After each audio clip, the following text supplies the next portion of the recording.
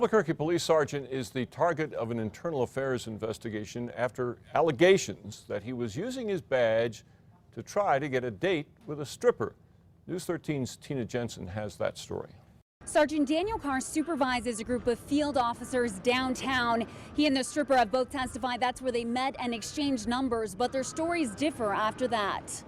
Where are you trying to get to today, sir? Sergeant Daniel Carr says this was a normal traffic stop. Okay, how much have you had to drink today? The driver was arrested for DWI and a probation violation, but the driver's girlfriend says there's more to it. That Sergeant Carr followed them from knockouts downtown and pulled him over miles away. In court documents, the woman testified that Sergeant Carr would come into knockouts where she worked and would flirt with her or would approach her when she was leaving work.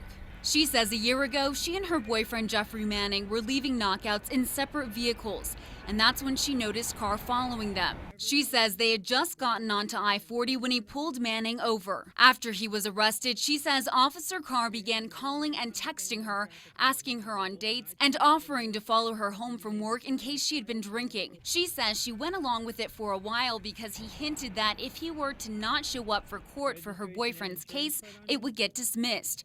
In court documents dealing with the DWI case, Carr doesn't deny knowing the stripper, but denies her and her boyfriend's claims that Carr abused his badge. But a judge has ordered prosecutors to obtain Carr's records that show any calls and texts to the stripper. Now an internal affairs investigation will determine what happened and whether there was police misconduct. News 13 made a public records request for Carr's file. He has letters of reprimand for 3 accidents, missed court, and misconduct.